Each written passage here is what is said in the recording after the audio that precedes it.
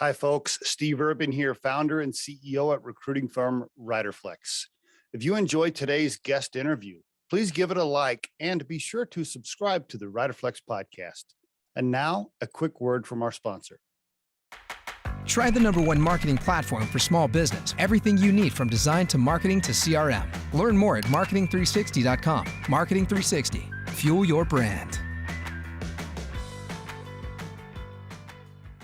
Tell me, Rich, tell us about your personal life a little bit. Give us the family history, where you grew up, mom, dad, siblings. Give us some stuff. Yeah, absolutely. So I grew up in Pittsburgh, PA, and I have 3 sisters. Okay. And so I have 1 older sister and 2 younger sisters. All right. And All right. my mom raised us kids, ran the household, and my dad ran the business. Okay. When I was 3 years old, my dad left his so-called stable job at U.S. Steel, and he, this was 1978. I was born in 75. Wow. So he just didn't do well working for idiots. So he was a natural entrepreneur. He wanted to do something himself. Yeah. And in 1978, it wasn't called entrepreneurship. It was called crazy. So true. So true. So he was a mechanical and construction engineer by degree, and then got his MBA at Knights at Pitt. Learned business through MBA classes. His first business was doing home inspections. And so, and still, it's, when we, bought our last house, sold it, bought this house, we, always have a soft spot for home inspectors because, that was my mom and dad. My dad would go do the home inspections and dictate notes, and my mom would type them up, and they'd be down in the office working on reports, until late at night, just trying to keep the business going. Seeing the entrepreneur life, so by the way, he ended up doing construction management, and then got into financial turnarounds actually during the S&L crisis. He had a business partner. They went into banks and did S&L bailouts, liquidating assets and deciding what they should keep and what they should sell. And then was starting to study for his CFA, but decided that he didn't really need to go down that route. And so was doing business turnarounds for basically the rest of his career until interesting. Wow. Yeah. And always, it's so funny. I saw this at a young age, brilliant engineers with 0 business sense.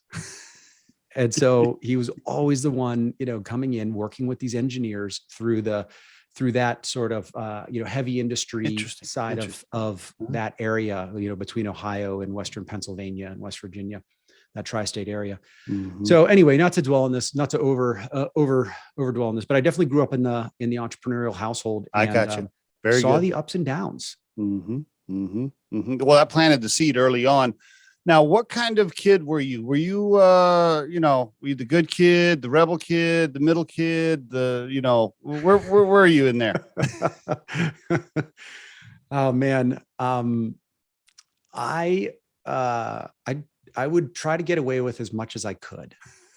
I think it was my jam. And that included like how little homework could I do? Really? Okay. Yeah. And so I coasted on my ability to listen and infer, and hated doing homework with passion. And so it was really only until later in life that I was like, when I started working on things that I loved to do, that I really appreciated kind of the homework that comes with regular work. But I was a good kid. I think my parents would say that I was a good kid. I cared for my family and was, I did love attention. And so love to be on stage. So thanks for that. Thanks for this opportunity, Steve. Love it. Okay. So nothing major. Like you didn't run away from home. You didn't get arrested. Nothing crazy. Nah, I was really a good kid. Okay. Sure. Okay. Yeah. How about any of your sisters? Any rebels in there? No.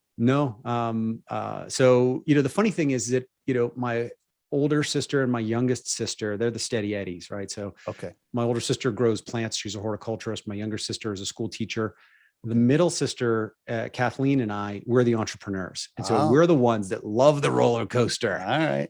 And so she actually so she actually graduated from college with a double major in 3 years, full honors, went to law school, a little bit of an overachiever. She's a little bit of an overachiever. I was like, how, again, Rich, how little homework can I get away with? But, so she was a lawyer for a while. And then, she and her husband, started a company called Rebel Desk, and it was walking treadmills for work. With adjustable height desks. I have mine right here. That was their first entrepreneurial endeavor. And now she's been in the startup community. She's out in DC working for builders and backers, helping raise up communities throughout the Midwest. Cool. All right. Very good. Well, your parents must be super proud. So your dad's obviously still alive because you mentioned him getting his haircut. How about your mom? She okay? Yes, definitely. Yep. Yeah. Grateful to have my parents still around. They're off to Ireland today, actually. Oh, really? Okay. Yeah. So Maloy's Irish? I guess Irish. Okay.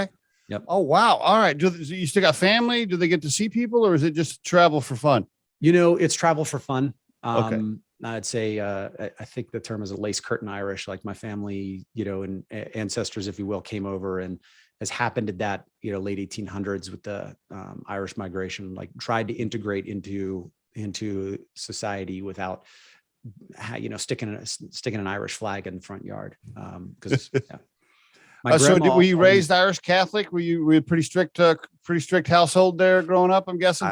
I was raised Irish Catholic, church every Sunday. I went to Catholic schools my whole life. Actually, I went to St. Louis de Marillac through 8th grade, and then Seton LaSalle for high school, and then St. Bonaventure University for college. That's why you went to school there. Okay. I was looking at that. I'm like, I wonder what the tie is. I see. Now I got it. All right. Very good. And how about now? Are you partners, spouses, kids, single? What's going on with Rich's personal life? Let's dig in. Let's dig in. Totally. So we're recording this on my 8-year anniversary with my wife. Oh, cool. Yeah. Oh, congrats. Yeah. Yes. All right. Yeah. Nice. Yeah. So kids? Lucky. Yeah, we have 2 kids.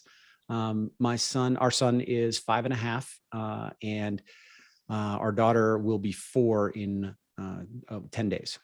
All right. Very nice. Okay. What's your wife do besides run the family? She runs the family. So she was a professional singer. And what? Well, really? Yeah. Yeah. Would I know her? Can I look at it? Can I YouTube it? Yeah. No, unfortunately, you cannot. So she sang salsa in LA, and has traveled the world, has toured with the salsa, used to tour with that salsa band. I mean, this is pre-YouTube, right? But okay. She and I both moved to Boulder in 2011, looking separately. for a better quality of life. What's that? Separately, like you didn't know her. She moved, right. And you. I see. Right. Separately. Yeah. Okay. Yeah. We met in Boulder. I was in New York. She was in LA. We moved to Boulder so I like to say we met in the middle. And what happened? You were at a bar one night and she got up and sang karaoke, and you're like, wow, I like her. No. So, man, do you want the short story or the long story? No, give it to us, man. I want to know how you met. How did you meet a professional salsa singer that moved to Boulder the same year? I gotta know this. I gotta give you the details. Yeah. So she so we met on Match.com, the old fashioned way. Oh, okay. All right. Match.com. Oh, wow. That was, what year was this? This was 2011. 2011. Okay. Yeah. Okay. And that, I think it was like Christmas 2011. I had just moved to Boulder. I actually was, I was in New York for 14 years in New York City. I was fleeing New York, running for my life, literally, figuratively, mostly literally, from a really bad relationship. Oh, and, okay. And so you had a girlfriend that was like schizophrenic, bipolar, was going to kill you, and you're like, okay, I got to go. Yeah, more like she was emotionally abusive, and so I was running from my own mental health. I got you. Hey, yeah. I totally get it. Brutal. It was brutal. Trust me, I completely understand, and I could go into why I understand further, but I won't do that right now. So anyway, all right. So go ahead. Go ahead. So moved to Boulder, got on Match.com, and she winked at me on Oh, is that Match. right? Right. Yeah, that's right. So she found my profile. Her profile was her headline was Latina Yogi Seeks Star Wars Geek, because she's also as a yoga instructor. That's pretty cool. I like that Like, headline. wow. Okay, she's got character. She's got some character. She does. She Yeah. does, for All right. sure. Yeah. So Yeah. you're So like, so get this. We went on our first date in January of 2012, Okay. and we had a great time. And then I realized, what in the hell am I doing? Right. I'm $40,000 in debt. I am unemployable. I'm unemployed and unemployable. I don't even own a car because I lived in New York for 14 years. Why would I own a car? Oh, Like, got it. like, what am I doing dating? And like, I just needed to get my shit together. So sorry if you got to bleep that out, but No, you know, no. that is what so I canceled our second date. And because you didn't want to tell her, you were poor and broke and you hadn't shared any of that with her. And you're like, well, if I go out again, she's going to start asking where I live and what I drive. And I don't want to tell her that yet. yeah, totally. Like, I just need to fix myself. I mean, honestly, right. I had so much work to do for myself. Okay. So I'm sitting in a coffee shop and in Atlas coffee shop. And so if you were around Boulder in 10 years ago or so, like, yeah. Atlas was where it was at, right? That was that was the hub for Boulder. Everybody, so would go and work at Atlas, and whether I was working on my startup or somebody else's. And this was months later in 2012, and in walks this girl. And I was like, dang, who is that? And she goes up and she talks to Chris, the coffee shop owner. And I'm like, oh man, I'm gonna have to go talk to Chris and find out who that is. and then I'm like, oh my God, I went on a date with her. So I'm like, looking at my computer, I'm like, Juliana. Yes. That's her. Juliana. So she was running through my head for months. And so I finally got up the courage to reach back out to her. And so okay, now that day though, in the coffee shop, she didn't see you. She didn't recognize you then. Oh, no. Okay. All right. No. Wow. So yeah. So she was just on my mind for months. And so I finally got up the courage to reach out to her. She was a hairstylist at the time that I met her.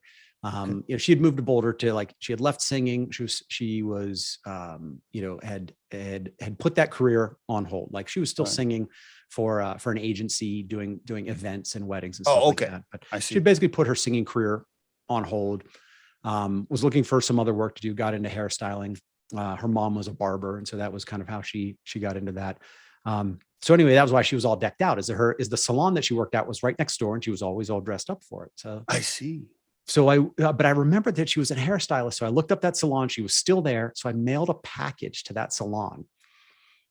And so we had talked about Star Wars. And so I sent her some Star Wars stuff in this package with this long card that was basically like, oh, I don't know if you remember, but we went on this date. I thought we really hit it off, but I canceled our second date, and and then blah, blah, blah, blah, blah. And if you want to hang out sometime, here's my information. You could call me maybe. So that was basically this like long rambling card.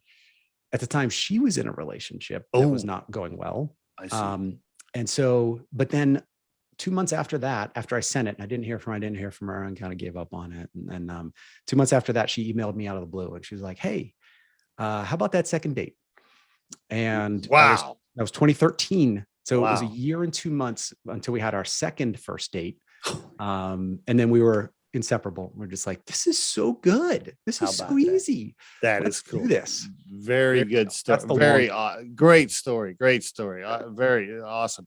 So when you moved to, let's go back here. So when you went to school, you majored in finance, right? So you were decent, you were good with numbers. Did you do the finance thing because you're like, okay, I want to follow my dad with turnarounds and startup, and I'll be better at that if I know numbers? Was that the thinking, or no? That wasn't. No, oh gosh, let me think here. I got to school. I knew I wanted to major in business. I thought that I wanted to major in international business. Okay. But then I realized that that's not really an undergrad degree. And so it's, and I would have to have created my own degree in it. Okay. Which you could do. And most schools let you do that. St. Bonaventure let you do that. But I realized that I need to get something with some practical knowledge first. Right. And so my options were I see. management, marketing, accounting, and finance for majors. I see. And marketing didn't resonate with me. I didn't think that management was also didn't think that was a good undergrad degree. I Okay. didn't like accounting, but I loved finance. And so, Mm. so I declared a major in finance. I got straight A's through all of my finance and econ courses. Really? Because it was the first time that I was like, man, I freaking love this. And so just dug in and did everything that I could to, in that. Now world. that was a cool little, that's a small little private school, isn't it? Is it? Yeah. Like what is it, like 3,000 to 5,000 students or what is it? Yeah, 2,000. 2,000. Oh, that's one of those campuses where everybody knows who's dating everybody, right? Yes. Yeah. Yes.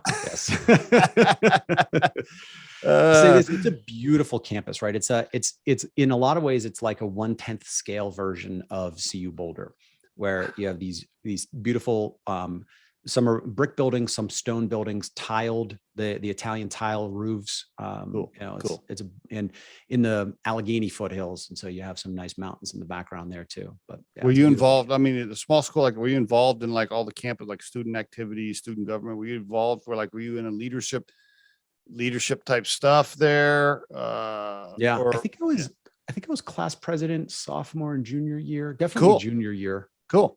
All right. Yeah. And then the other organization I was a part of was Model United Nations, Model UN. Okay. Yeah. I ran that organization. Very good.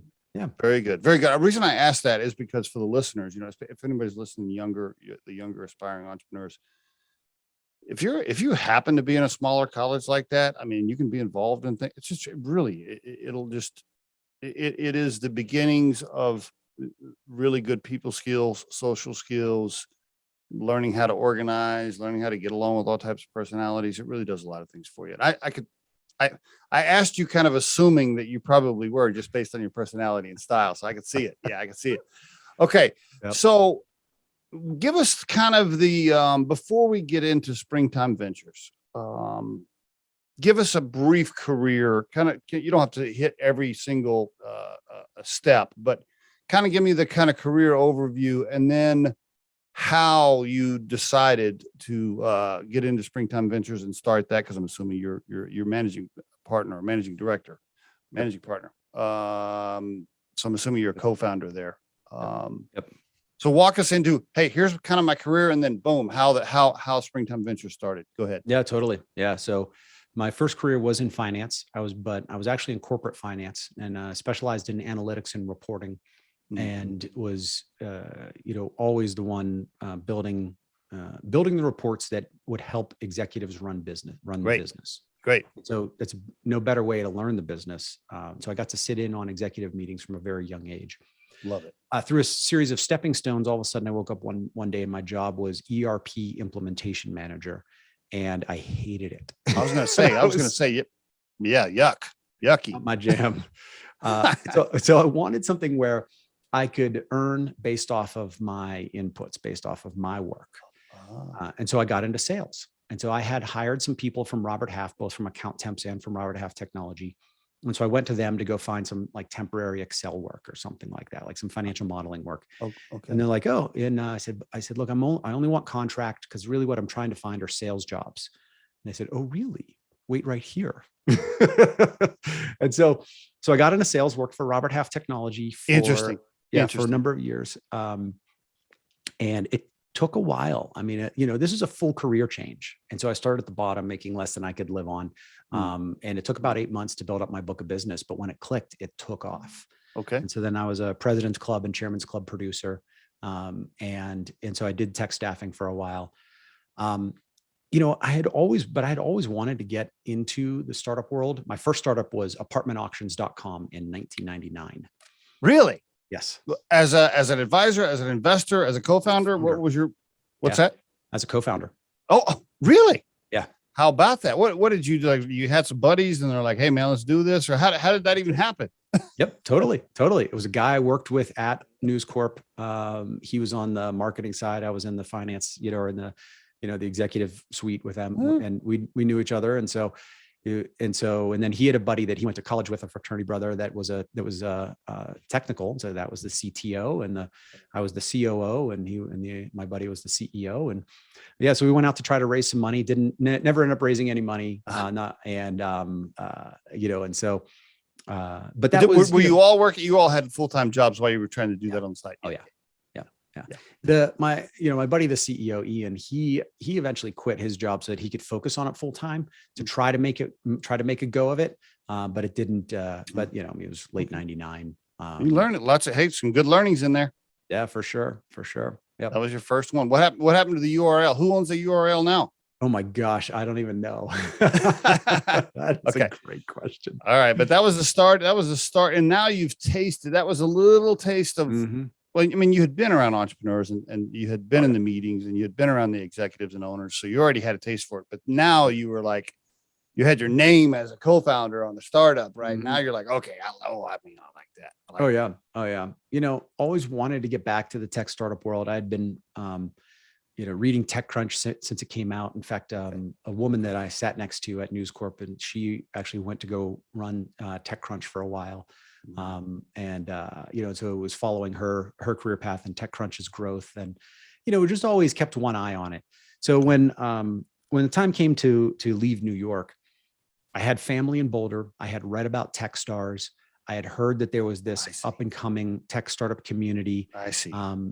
So one beautiful, crisp New York October day, that's like the perfect day to be in the city, I bought a one-way ticket to Pittsburgh and said, "Packing my bags, I'm out of here. I'm going to Boulder." How about that?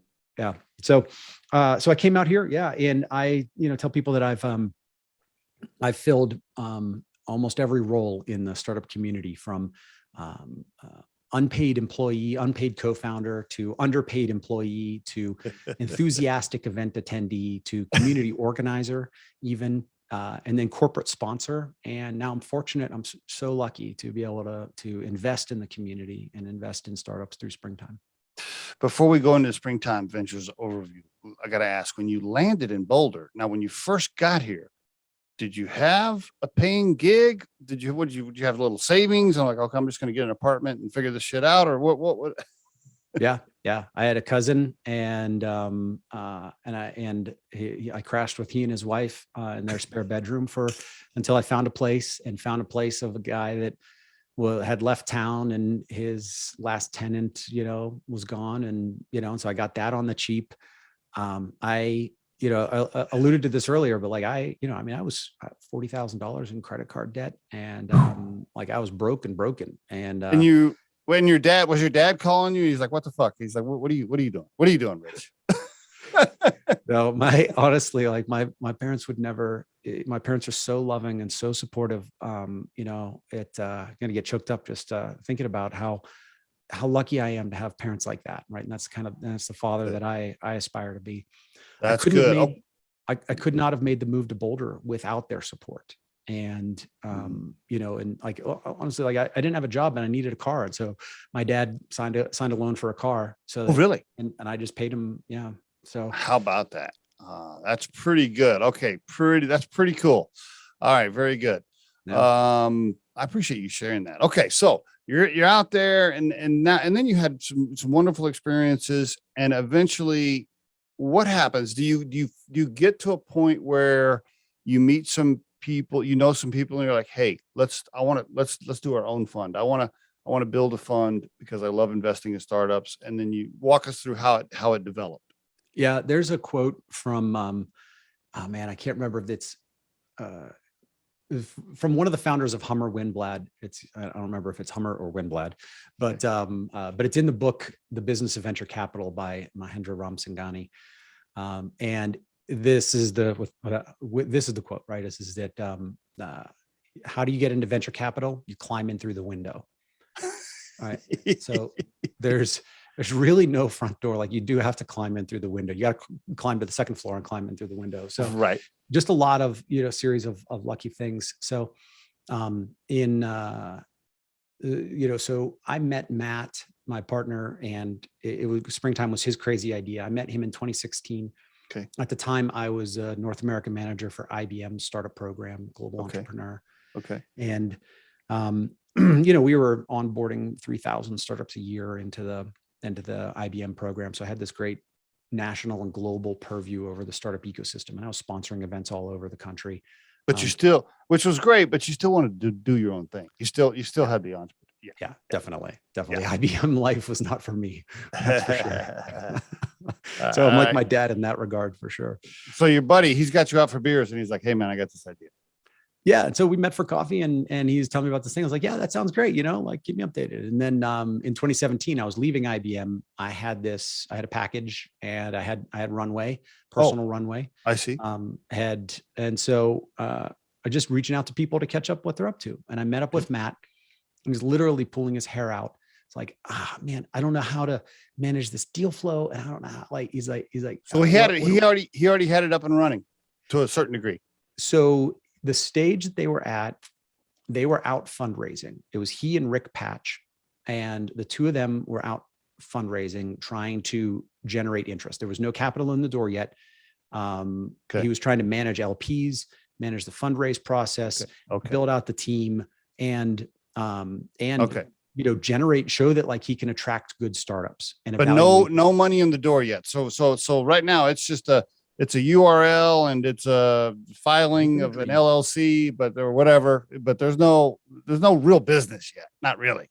Yeah. I don't even think there was paperwork. I don't even think anything had even been papered at that point. Right. Because no dollars had come in. So they were still circling, having initial meetings. And, it'll give you a little backstory on Matt, right? So Matt comes from oil and gas. He started out as a landman and then worked his way up into M&A. And he is a super networker and he's just a genuine, wonderful human being that everybody loves, and he loves everybody. Right. So he met Rick Patch along the way. Rick was a founder of a tech company coming out of Boulder in the 80s. Built and sold that to Sybase, built and grew Sybase, helped take Sybase public as a leader, as an executive. And then when after Sybase, he was a founding partner of Sequel Ventures, and Sequel Ventures were the big dogs out here in the 90s. They raised $410 million across 3 different funds. And he was the technology founding partner for that. I'm seeing where the early money came from. Yeah. And so, I always joke that Matt's pitch was, I'm going to start a venture capital fund investing in Colorado seed stage startups. And people are like, okay, let me get this straight. You don't have any startup experience. Nope. You don't have any venture capital experience. Nope. You don't have any Colorado experience. Nope. All right. Good luck with that, Tex. Yeah. Good luck with that. And I don't have $1 million of my own money I'm putting in. I need your million. Right. Totally. So Rick, Rick helped to bring at least some of the VC experience. So I'm sitting there at Galvanize in the Red Rocks conference room at Galvanize, catching up with Matt in 2017. And he's like, oh man, I'm like, hey, I can help you. At that moment though, had he already gotten Rick to commit to putting some cash in or not yet? He and Rick had committed as partners. I see. Okay. All handshake. Okay. Again, nothing papered. Okay. Right, Gotcha. At this point.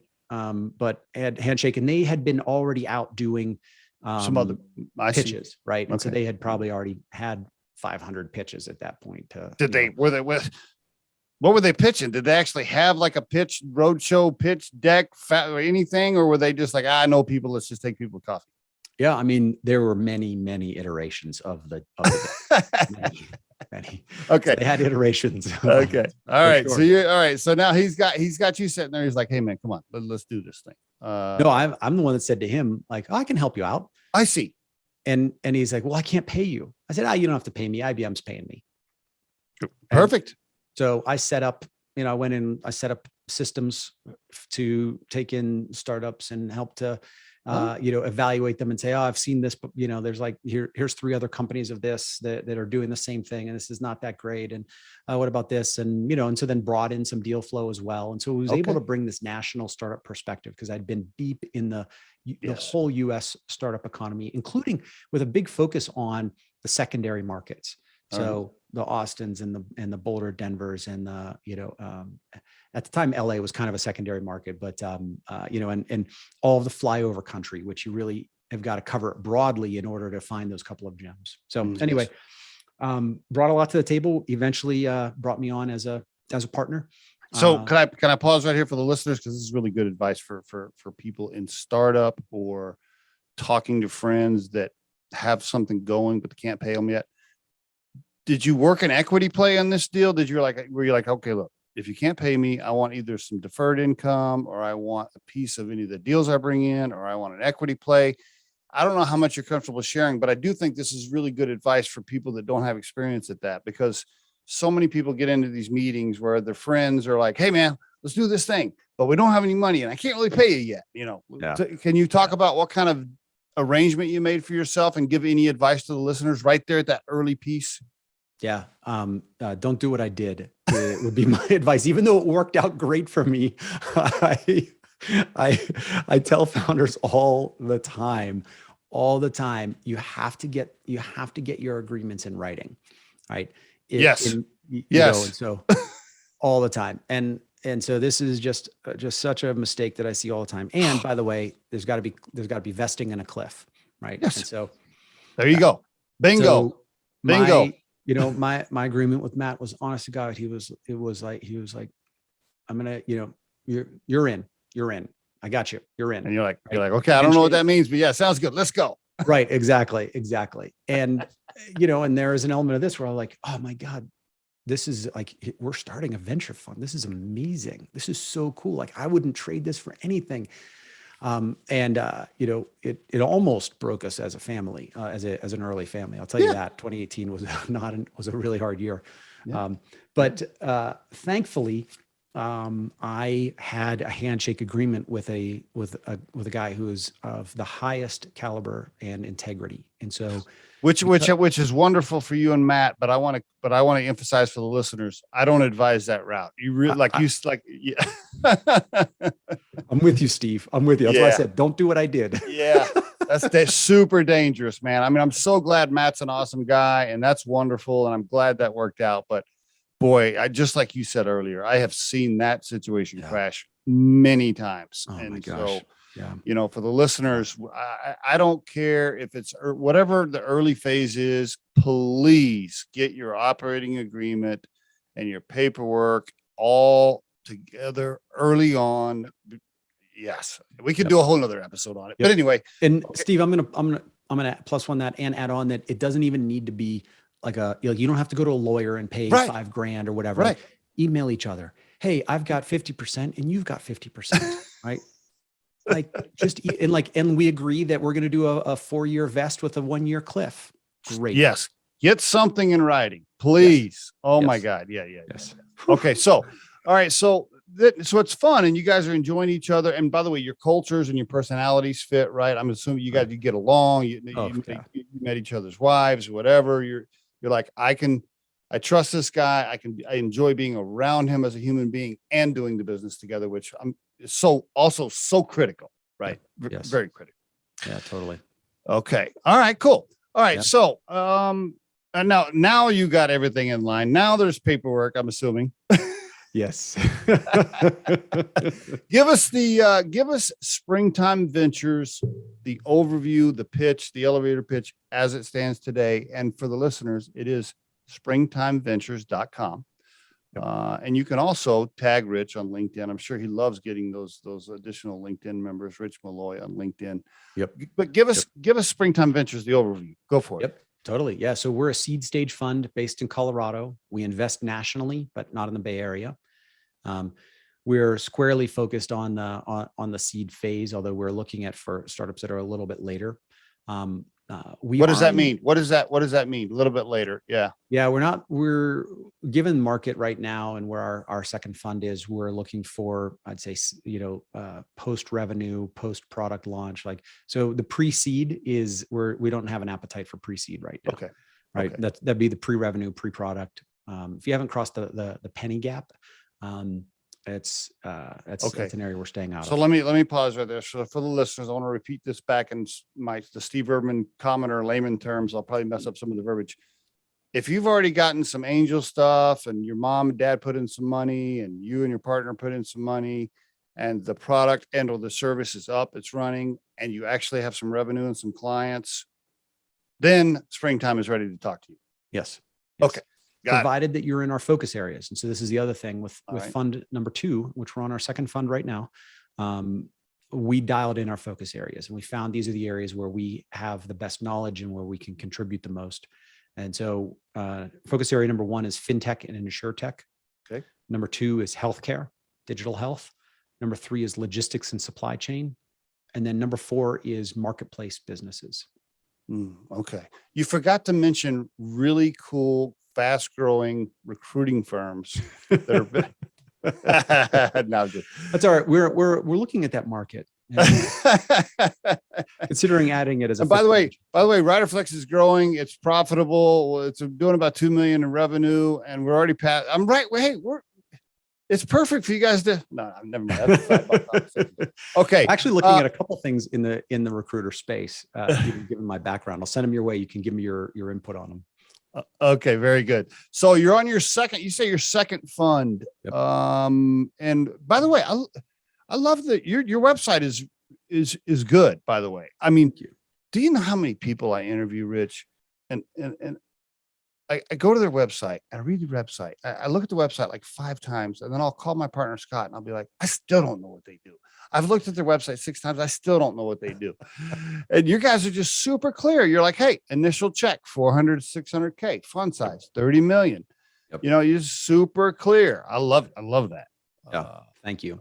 We put a lot of work into that website for sure. I like it. So 400 to 600K, that's what you're looking to write. And are you looking for a minority stake, majority stake? What percentage do you want? Talk to me about that. Yep, totally. Yeah. So we typically do not lead. However, we have a practice where we're comfortable getting to a yes or a no before a lead is in place. So typical VCBS is, this is great. Let me know when you get a lead. You'll never hear that from Springtime. We will do our work and we will make a decision before or after a lead is in place. Okay. So we have co-led one investment. That was Pacurate out of New York, but it's, we haven't led any other investments. So it's just not a practice that we have developed. We're hoping to develop that and grow into that. But for now, we're good. We're good where we're at, and it enables us to be much more collaborative with other funds. Okay. Are you looking? Do you want a board seat though? You want to vote, or it doesn't matter? We're not particular about it. We have a couple of board observer seats. Typically, if we were to lead, we would want to be on the board. But yeah, we don't have any ego around. Okay. All right. What's any big time, any like huge successful exits yet that paid off huge? Anything you want to share? So we have a couple of exits. They were good, healthy, but smaller exits that haven't returned the fund. However, we do have 2 of Colorado's 12 unicorns in our first fund. Really? Okay. Yeah. Very good. So Sondermind and Viho. Okay. And your role, are you the one dissecting the startups and helping decide where to put the money, or are you the one going out and signing limited partners and asking people to write checks? Matt is the fundraiser for sure. Okay. Yeah. He has done, he did probably 80% of that for fund 1 and probably 99% of it for fund 2. That takes that is a special person. Yeah. I have been around people. I have been in dinner meetings watching people like Matt asking billionaires to write checks. Yeah. That is a special skill. Yeah, for sure. Anyway, so in your role, your specific role. So other than that, I mean, we all try to contribute to the fundraise, but other than that, we haven't divided it out in any particular stage or category. And so, we hired a principal named Allison Plosco. She's based in Atlanta. We see big things coming in the Southeast. And she has 7 years of venture capital health investing experience. So we wanted, healthcare being one of our segments. So she was a great fit for us. But between the three of us, you said big things in the Southeast, and then you said healthcare. Is that because there's a lot of unhealthy people in the Southeast? I'm just tying that. I just tying that together. There's a lot of unhealthy people in the U.S. across the board. You got that right, bro. Right. Once we get out of the bubble here in the Front Range, or even within it. But she uncorrelated healthcare and Southeast. I see. Okay. Right. So you do a little bit of everything is what I hear you saying. Yep. Totally. Sourcing, due diligence. Typically when a startup comes in, we'll look at it and say, if it's a cold inbound, we may, one of us will raise our hand and say, okay, I'll jump on this. But we all are, would invest across any of those categories. Each of us will take a lead. One person will take a lead on a startup and bring them through our process until we get to either a yes or a no. Okay. And it doesn't, and Allison, is on, isn't just doing healthcare, right? She's with us on all of those, but yeah. Do you want, what's the revenue range? I don't know if we talked about this, and maybe it's on the website and I just missed it here. Is there a revenue or EBITDA or number range you're looking for in particular? I mean, insert joke about startup, seed stage startup and EBITDA here, right? About I mean, I know what it is, and it's going to be negative, and that's the idea, but that's why you need venture capital. No, like I said before, we are looking for, we are looking for post revenue. We are looking for something that has revenue coming in the door. We don't have, I can't million. Okay. Okay. It all depends. There are levers, right? And so some of these levers are, excuse me, some of these levers are the founders' deep domain expertise. And this is something that we look for, is founders that have domain expertise. Another thing we look for are truly transformative technologies, right? And so this is not like one of the trends we're seeing right now is like fintech apps for a specific demographic, or mental health apps for a specific demographic. And like, that's not truly transformative. That's building on top of everything else that's out there and limiting your market, right? So we're looking for something that, I'll give you a great example. So like Pacurate's a great example. Another one is PTO Exchange. This is a fund one investment. And what they do is enable employers to allow their employees to take unused accrued PTO and transform it into cash, hotel stays, flights, paying off student loans. Really? Bikes, mental, just like take your unused accrued PTO and turn it into something. Is that a PTO Exchange? I'm looking at that on the website. Is that a SaaS business that is sold to other companies? Is that what that is? It's a marketplace, but they do sell to companies on a PEPM basis, so a per employee per month. Yeah, and plus they make fees on the market, on the exchange and the marketplace. How many times have you said no to a deal because because you didn't feel the connection with the co-founders, or you just felt like, oh, well, I don't know, these two, these three, these four people, I don't feel good about their relationship, about their communication style, even though their product or their service looks pretty good, their numbers are okay, but boy, I just don't know. I smell smoke here. How many times does that happen? Way more often now in fund two, and even towards the end of fund one. I think that we've learned a lot of lessons. There's another joke in venture capital that takes $10 million to learn venture capital. And so we learned on, in fund one, but yeah, definitely way more often now, like founder is so important, and it's actually become a bigger part of our diligence process. So if I want to pause right there, and obviously I ask you that question because I believe the same.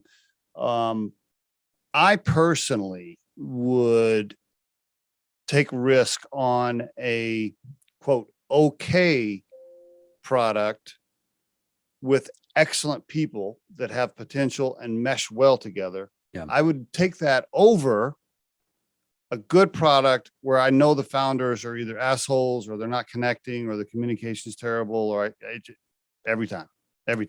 Yeah, for sure. 100%. I don't know how many times I've seen a service or a product that's decent, and then I'll meet the people and I'll just be like, they're going to blow this shit up. They're going to kill each other. They're going to blow it. It's not going to work. Totally. Yep. This happens all the time because it's people. At the end of the day, it's people working with people. I don't care what the product is. At the end of the day, until robots are running the planet, it's human beings working with human beings. And if they do not communicate well and get along, I don't care what the product is, they're going to blow it up. Yep. I'm just ranting for a minute. 100%. It's just ranting. Okay, very good. So it's and how many people involved in the company? So we have 3 full-time, and then we have another 5 part-time roles: operating partner, CFO, general, partner. But Matt and I are the general partners. Allison is the principal. We're the 3 full-time folks. Great. Rick is still super involved. We have a Tuesday partner meeting that he's always there. John Greff, our CFO. Gosh, did we get like with Rick, we got super lucky with John. John has 40 years of CFO, venture capital CFO experience, which is, I can't tell you how much we benefit from having a CFO that has seen everything from IPO to locking the doors after bankruptcy court. Yeah, that's huge. Like, great experience. Great experience. Yeah. When should the company call you? When should a prospect call you? And here's why I ask that question. I mean, that's really so many business. Let's use Riderflex, for example, right? Yeah. You get the business to a couple of $1 million and, you're just fighting, you're clawing your way, you're bootstrapping, you haven't taken on any cash, and very, very typical, right? You got the original founders involved. Okay. They got it going. It's moving along. It's growing. That's cool. And then eventually that small business they say to themselves, okay, is this just going to be a lifelong lifestyle business for my family? And if it is, that's cool. That's totally fine, right? There's nothing wrong with that. Or am I going to change this to a growth business and take on some cash? And there's that moment, right? That period where the founders are, most founders come to that point where they're like, okay, this is going okay. Do we just run this thing and then let our kids run it someday? Or do we go talk to Springtime Ventures and take on some cash and blow it up? What are we going to do now? When should they come to you? How do they decide? And when should they call you? I know that's that's a really big, broad question, but do you understand what I'm getting at? Like, how do you know? How do you know when it's time to call Springtime? Yeah. So first, I do open office hours. It's on the website that you can, every Tuesday from 1 to 3. There's 4 slots in there that anybody can just get on my calendar, right? So that's part of it. Matt does it as well. Allison does it as well. So that's number one. Number two is that look, I want to separate small business from startup, right? And so we're looking for high growth potential.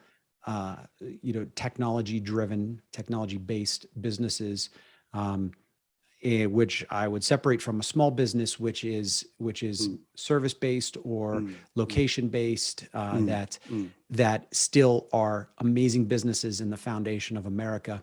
And so that separation, right? So then the question is, is there a scalable technology piece that can go on top of this? Right. And then the last thing I'll say, and the reason that distinction is important, is that venture capital is a treadmill, and it only gets faster and it only gets steeper.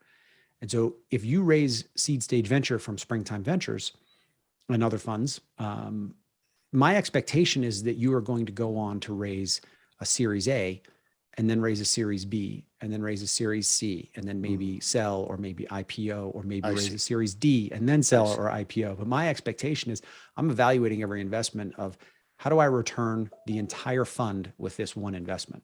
I see. Okay. I have 2 more questions. I know we're almost out of time. We'll wrap up. 2 more questions. This next one, you're going to love this next one. Do you know, and this is not really a question, this is a statement that I want to get your reaction to. Do you know how many times I've talked to people and they're like, oh my God, bro, I took money from a VC or a PE and I signed with the devil and I wish I never had done it. And my life is miserable because I took this cash. Do you know how many times I've heard that, Rich? And everybody's like, they're always like, don't do it. Don't take the money. Now, in these cases, those are usually cases where they gave up 51%, and they wish they had. Yeah. But what would you say to the people thinking about taking on cash and they're scared? They're scared they're going to sign a deal with the devil. What's your response? Yeah. I mean, there's another, my third VC trope of the podcast here, right? But is that most investment relationships last longer than the average American marriage. So think about that this is a person that you're marrying, and you need to be damn well sure that this is somebody that you want, that you want to be working with on a regular basis. And so How can you, first thing you should be doing is you should be back channeling references. We do this as a fund. We're always back channeling founders, right? It's like reach out to the accelerator they went to, or another fund that invested in them, and like, hey, tell me about this founder. Tell me about Steve, right? So you should be doing the same thing, and startups should be doing this for springtime. Like you should, if a startup came to me and said, "Oh yeah, I talked to 3 of your founders," I'd be like, "That's amazing, good for you," right? So as somebody that's looking at potentially taking investment dollars, get references from them, but also get on LinkedIn and figure out who else has this person worked with and what's their background, and find somebody that knows somebody that has worked for this person before. Yeah. Agreed. Thank you. Very good advice, Rich. Last question. If you, at this stage in your life, based on everything you've learned and experienced, how would you define your core purpose moving forward? What is Rich's let's, aside from family, wife, okay, let's set personal family stuff aside. What is Rich's core purpose in life, if you had to define it? To rebuild the middle class in America, to rebuild the American dream. I think that the American dream is broken right now, that there's an unfulfilled promise to the middle class, that the middle class is what really makes America America. There's a country that was founded without a peasant class. And yes, we had a slave class for a long time, and that's a terrible tragedy from our history.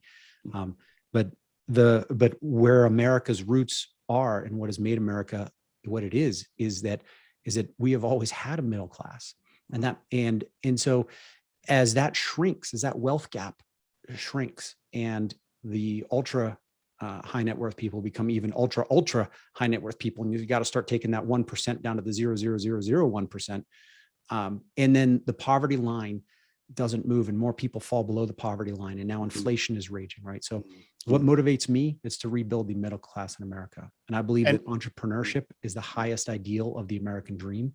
And so you look at how we have invested at Springtime. We don't have a mandate or even a thesis around middle class, but you look at some of these investments that we've made, like Sondermind is a marketplace for mental health therapists. But what it does is it allows a therapist to hang a shingle out there, and they have all the services that they need to run their business, including getting clients driven to them, so that they can be a small business and they can be a single operator, and they can live their dream of being an entrepreneur as a therapist, right? And that's just one example. So this is what motivates me.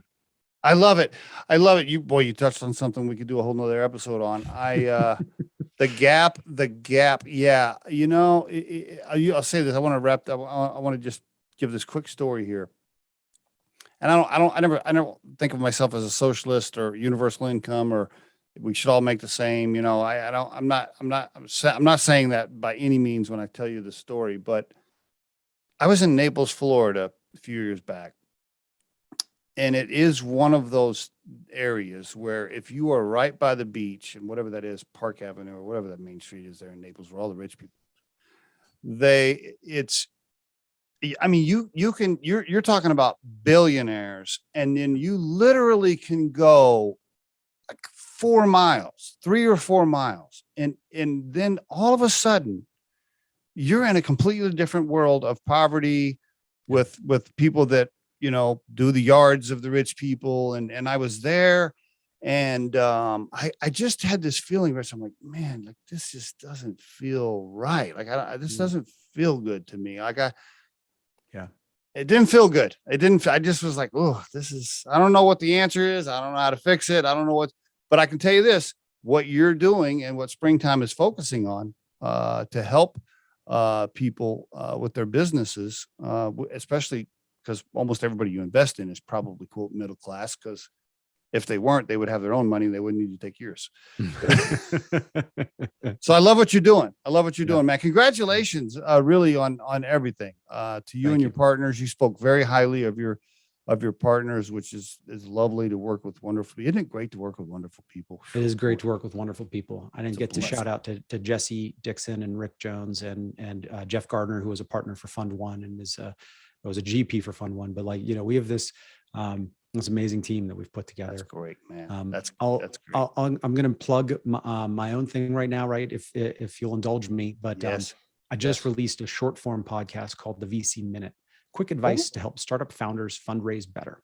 Is there a URL? Is it VC Minute? What's it called? Yeah, I mean, it's on springtimeventures.com. You can also go to vcminute.co.co, but that'll just take you to the VC Minute page on Springtime.